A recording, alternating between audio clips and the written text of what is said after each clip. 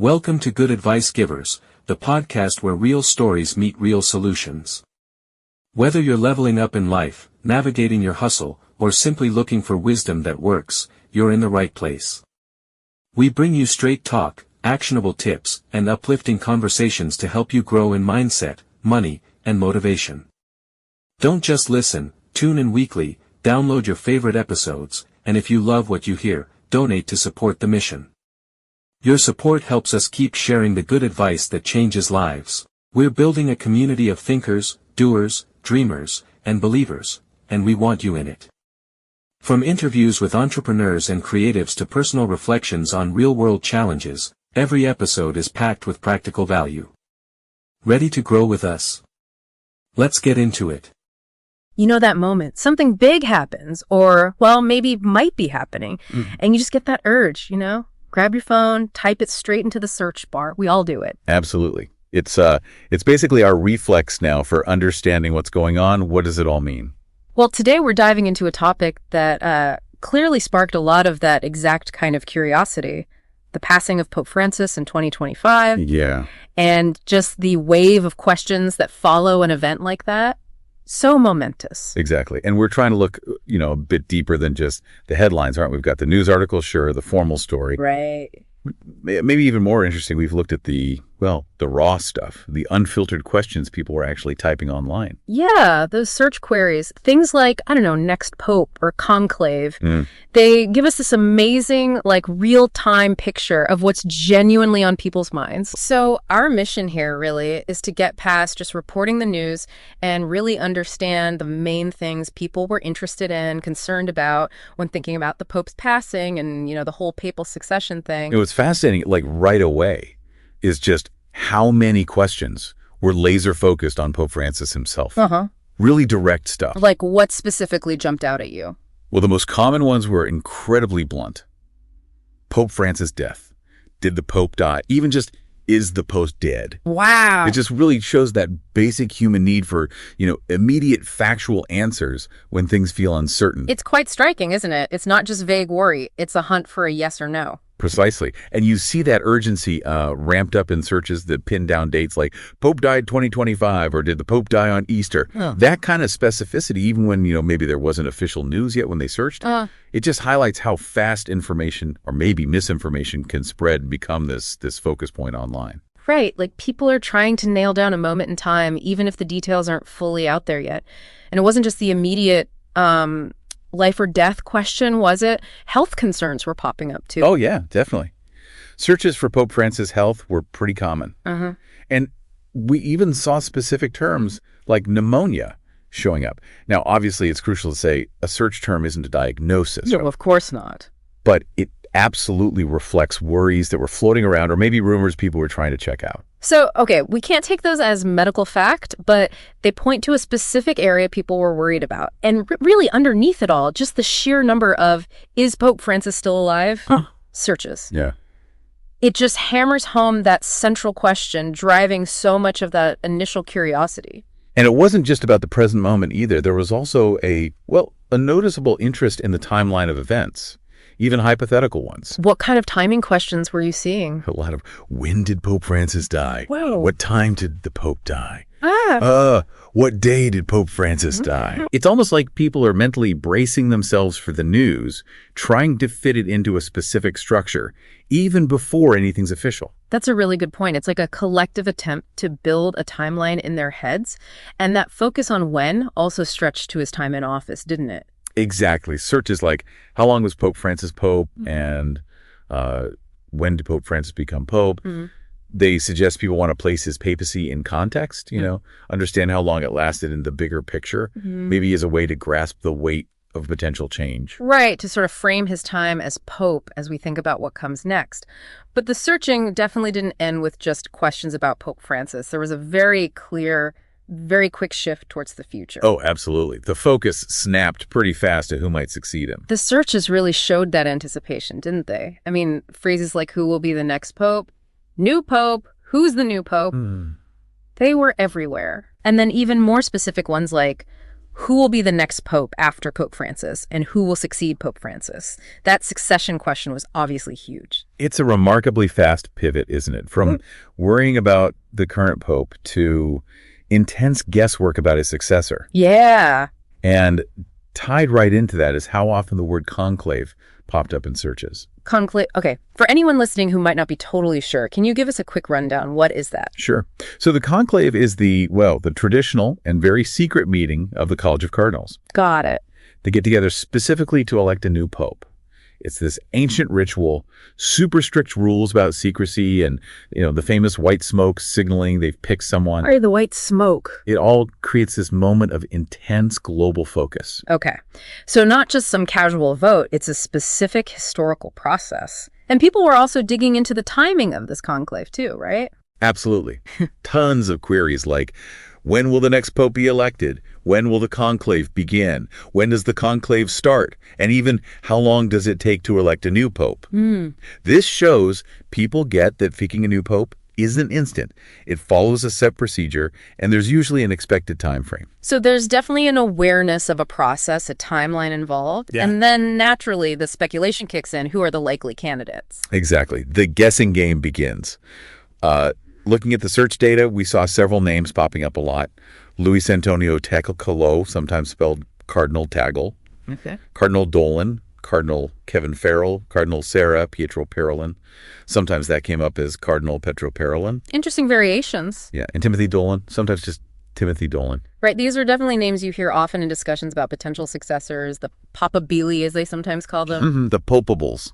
Exactly. It's that informal term for cardinals, seen as potential candidates. The fact these names show up so much in searches probably just reflects the media coverage and expert opinions people are saying. And it wasn't only specific names. There were also broader searches showing just a general interest in the whole field of potential candidates. What kind of broader searches did you see? Phrases like next pope candidates, who is likely to be the next pope, candidates for next pope, and even just who will replace Pope Francis. Right. It suggests people are trying to get a handle on who's in the running, what the overall landscape looks like. It really does feel like this global guessing game, trying to predict the next leader for the Catholic Church. We even saw searches like next pope odds, like people are trying to handicap the race. Well, that's a natural human thing, isn't it? Trying to predict big outcomes. It's true. And those perceived odds, they often reflect a mix of things, someone standing in the church hierarchy, their perceived influence, that sort of thing.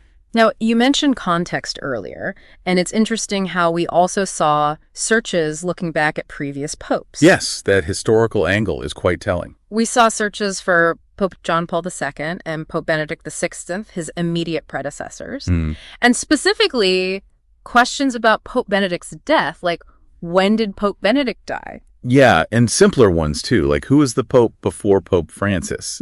Even the phrase the two popes, which, could be about the movie. Right, the film. Just that time when both Benedict and Francis were alive.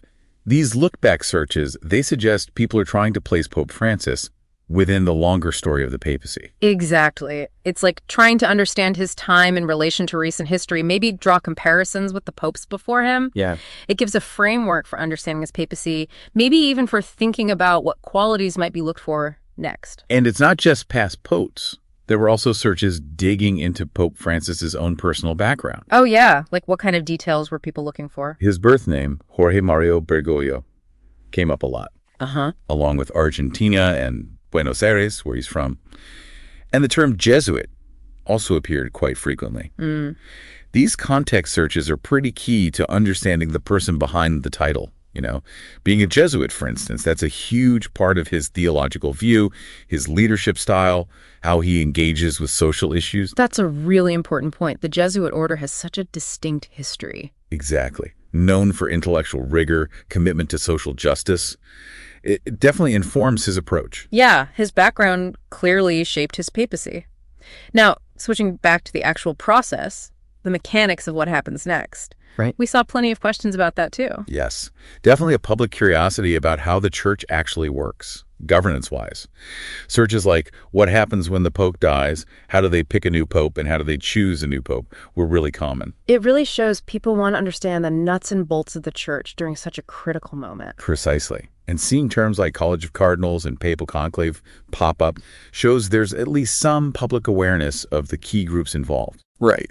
The College of Cardinals, just for clarity, is that group of senior clergy, mostly bishops, the Pope appoints.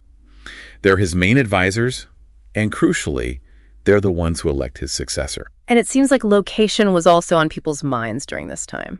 Yes, several key spots within the Vatican were searched for, often. Like where exactly? Well, obviously Vatican and Vatican City were big. Sure. But also more specific places like Casa Santa Marta, which is where Pope Francis lives, the Sistine Chapel, the iconic spot for the conclave, and St. Peter's Basilica. These places are just so central to the church administration, worship, history, so it makes total sense they'd feature heavily in searches during a potential transition. They're the physical heart of it all. And maybe unsurprisingly, news outlets played a massive role. Oh, absolutely. The searches were just loaded with references to all sorts of news organizations. We saw the generic stuff like news and breaking news, right? Yeah. But also very specific outlets, CNN, Vatican News, ABC, BBC, National Catholic Register, Reuters, AP, Fox News, CBS, New York Times, NYT too. Yeah, Newsmax, EWTN, Yahoo, lots of them. NBC, Associated Press. Just a huge list. And then direct searches, too, like Pope Francis News and even Papa Francisco News. That sheer volume and the variety of news sources mentioned just underlines the huge global interest. Totally. People rely heavily on the media for updates about his health and any potential change.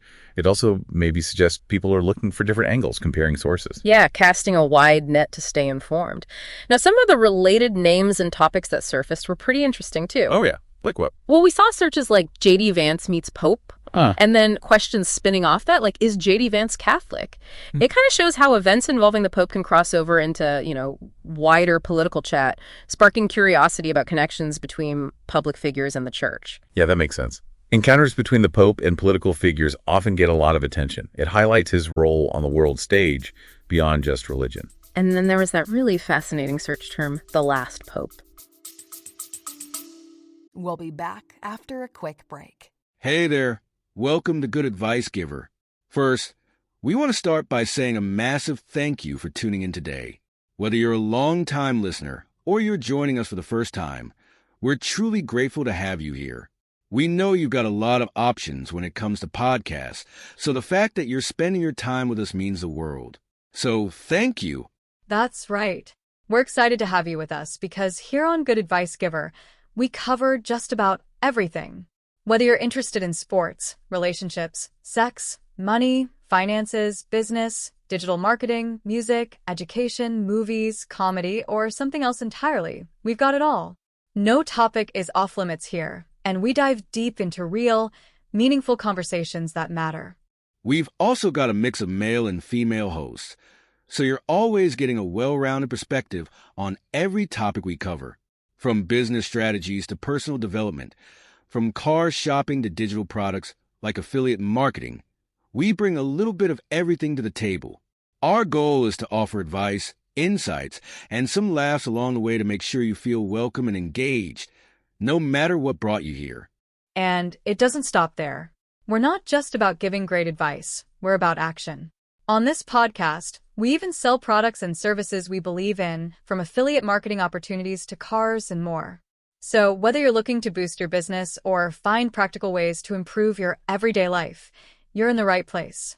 As always, we want you to stay connected with us.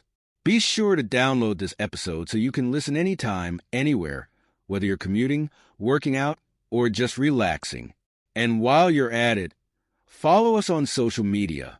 We're on Instagram, Facebook, Twitter, you name it. That's the best way to stay in the loop for upcoming episodes, behind-the-scenes content, and even giveaways. And don't forget to subscribe to our YouTube channel. We're posting extra content there, including video podcasts and deep dive discussions you won't want to miss. Be sure to like, comment, and subscribe, and let us know what topics you want to hear more about. Lastly, check out the link below in the description for exclusive offers, resources, and more ways to connect with us. We're here for you, and we can't wait to bring you more valuable content. Thanks again for tuning in to Good Advice Giver. Let's get started. The last pope. Yeah, that likely taps into all sorts of prophecies, maybe more esoteric stuff. Right. Reflecting a more, let's say, unconventional kind of curiosity about the papacy. Connecting to those old prophecies and ideas.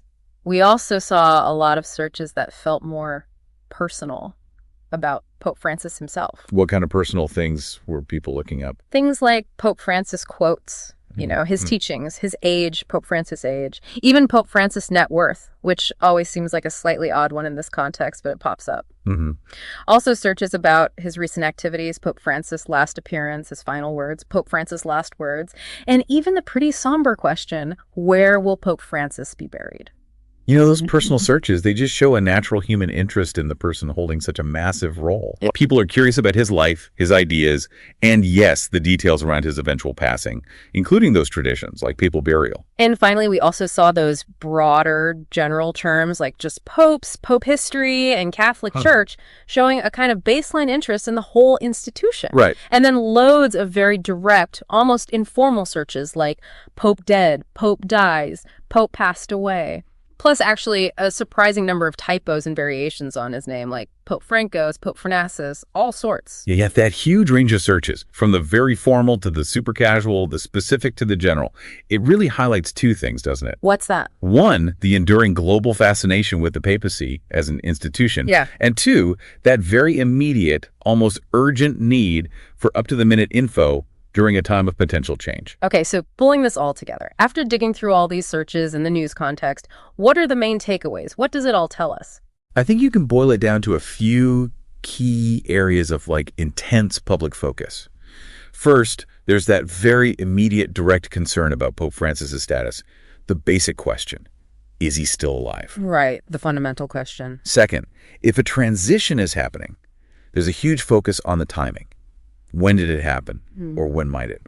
Third, a clear curiosity about the process, or the complex, maybe slightly mysterious process of picking a new pope, especially the conclave.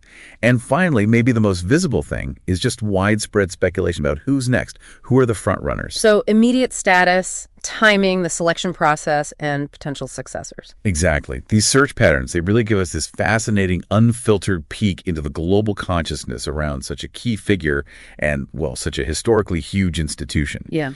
It shows this mix, people wanting clear, fast information, but also being aware of and curious about these long-established procedures. And, of course, that very human habit of looking ahead and wondering what's coming. It really is a snapshot of a world watching, waiting, and wondering, isn't it? So maybe for everyone listening, as you keep following the news, maybe doing your own searches, just think about the incredible historical weight, the global impact of choosing a new leader for over 1 billion people. Yeah. It's this ancient process playing out right now in our super modern, super connected world. Hopefully this deep dive has given you a bit more insight into the kinds of questions being asked and maybe why they matter. You know how sometimes a big question pops into your head and, the first thing you do is grab your phone and type it into a search bar? Oh, absolutely. Happens all the time. Well, today we're diving into a topic that's clearly on a lot of minds right now, Pope Francis. We've been looking at what you've actually been searching for, the news headlines you're seeing, and the terms that are really spiking things like conclave, next pope, even specific names of potential successors. Right.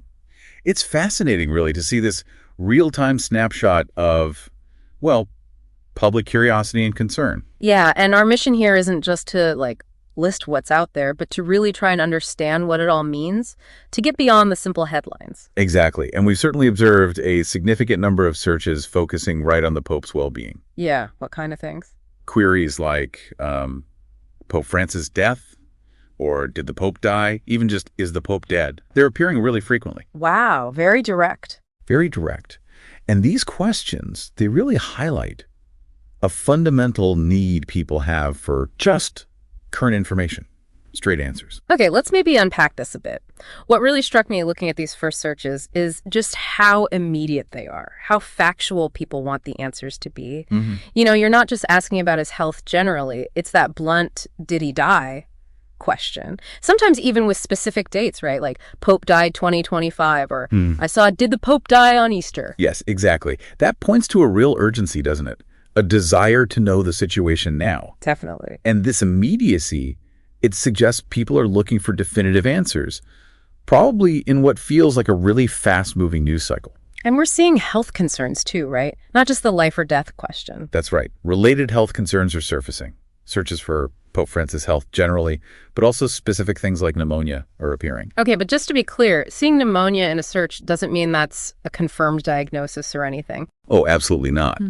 But it does show maybe a particular concern or rumor that's circulating, something people have heard and are checking. Gotcha. And really, at its core, the sheer number of searches for, is Pope Francis still alive?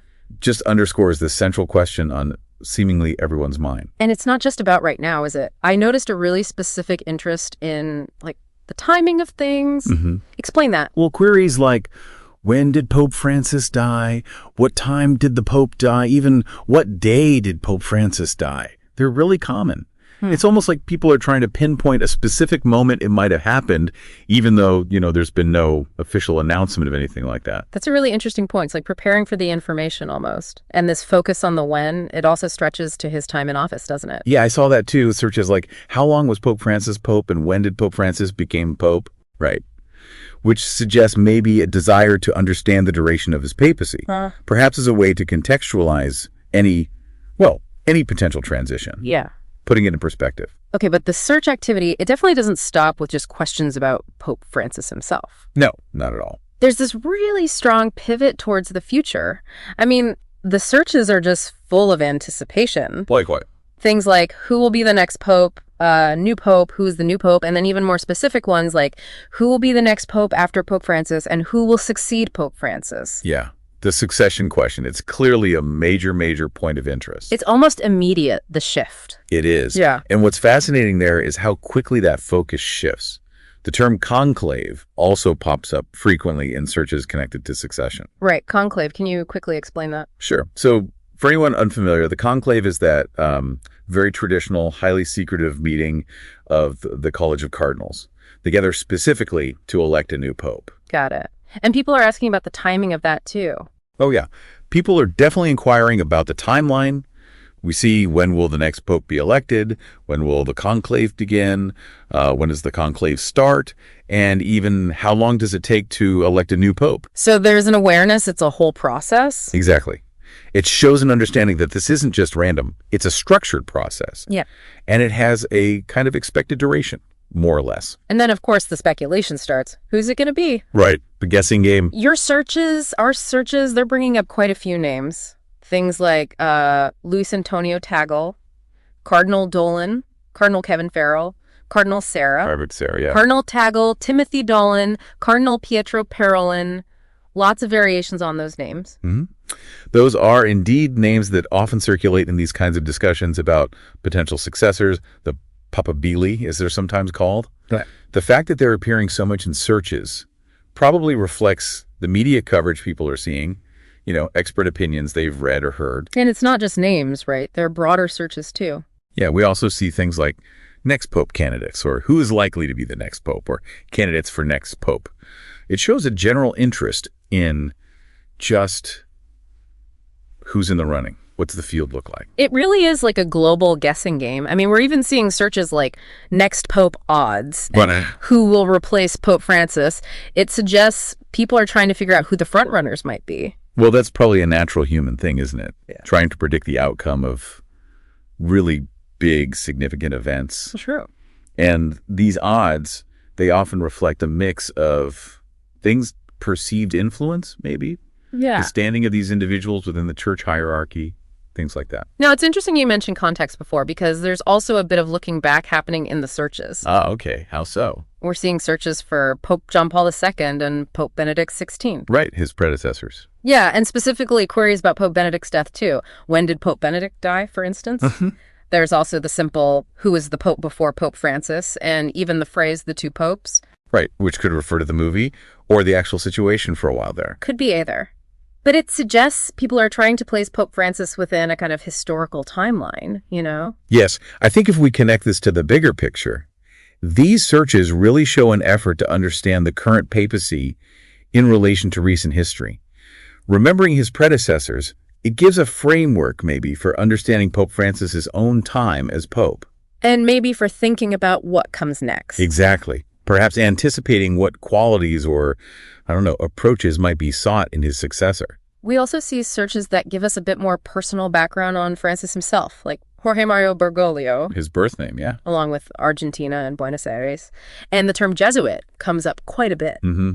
And these contextual searches, they're really key to understanding the man, behind the title. How so? The Jesuit part. Well, his identity as a Jesuit, for example, that's seen as a really significant aspect of his approach to theology, to leadership, to social issues. Yeah. The Jesuit order has this long, distinct history within the church.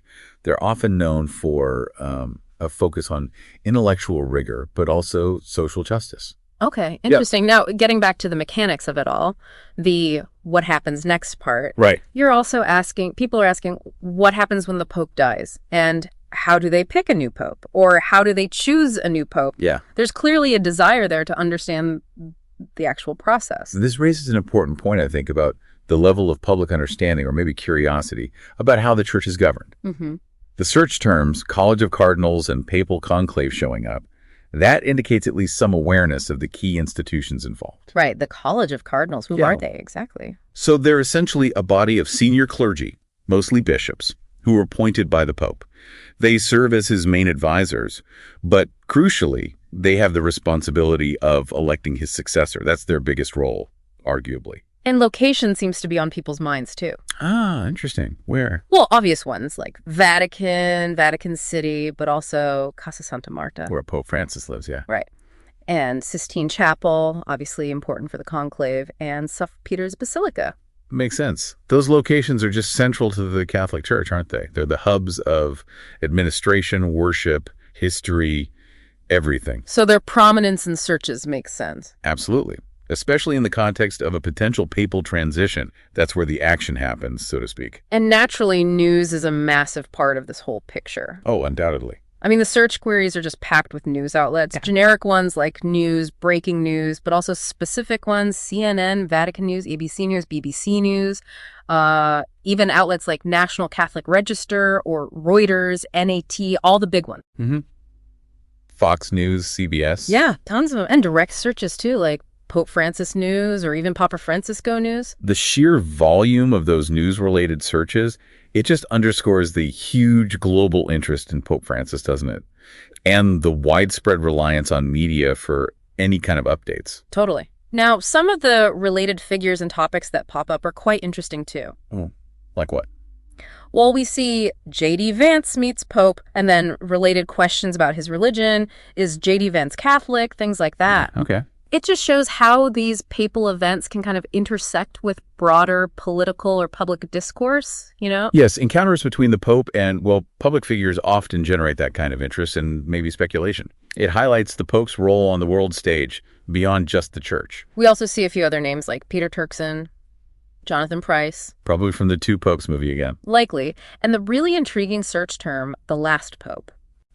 That one likely connects to various sort of interpretations and prophecies throughout history. It reflects maybe a more esoteric kind of curiosity surrounding the papacy sometimes. Nostradamus predictions, things like that. Right. We also see a more personal interest in Pope Francis himself. People searching for Pope Francis quotes. His teachings, yeah. His age, Pope Francis' age. Even Pope Francis' net worth, which is always a strange one for a pope. Always comes up, yeah. Questions about his last appearance or last words. And then the rather somber query, where will Pope Francis be buried? These personal searches, they reveal that, natural human curiosity about the individual, don't they? The person holding this really significant office, people are interested in his life, his words, and, the details surrounding his eventual passing, including those traditions of papal burial. And finally, there are just broader terms floating around, things like popes, pope history, Catholic Church. General interest? Yeah, and a lot of very direct, almost informal queries, just Pope dead, or Pope dies, Pope passed away. Very blunt. Yeah. Plus loads of variations and misspellings, Pope Francis, Pope Francis. It's a real mix of formal and informal ways of asking. And that wide array, I think it demonstrates both things simultaneously. That general, enduring interest in the institution of the papacy itself, and also a very immediate, almost urgent need for up-to-the-minute information, however you phrase the question. Okay. So taking all of this in, this whole stream of searches and questions, what are the main takeaways from this deep dive? What does it really tell us? Well, I think it really seems to boil down to a few core areas of intense interest. Okay. First, there's that very direct concern about Pope Francis's current status. Just, is he okay? Is he alive? Right. The fundamental question. Second, if a transition were to happen, people are very focused on the timing of that event. When did it or when might it occur? The when. Got it. Third, there's a real curiosity about the intricate process of selecting a new pope, particularly that whole mechanism of the conclave. How does it actually work? And finally, maybe most prominently in some ways, there's just widespread speculation about who the potential successors might be. Who's next? The who. So status, timing, process, and successors. That's a very accurate summary, I think. These search trends, they offer this fascinating glimpse into the global consciousness, really, surrounding such a pivotal figure and, frankly, a pivotal institution. Yeah.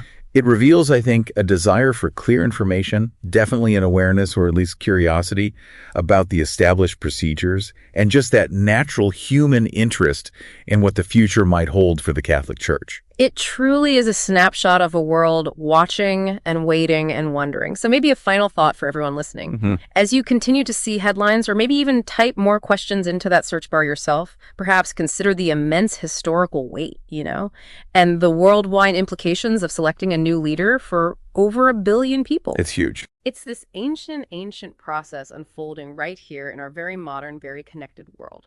Hopefully this deep dive has given everyone a bit of a clearer lens, maybe, through which to view any future developments. Today is your lucky day. Today is the day that our $3 website works for you, paying you directly to your PayPal daily. Imagine $3 ongoing continuous payments to your PayPal account. Imagine falling asleep and waking up to $300 in your PayPal account. How would this make you feel? How could this help you? What bills could you pay? What kind of fun could you have? What does that retirement look like now?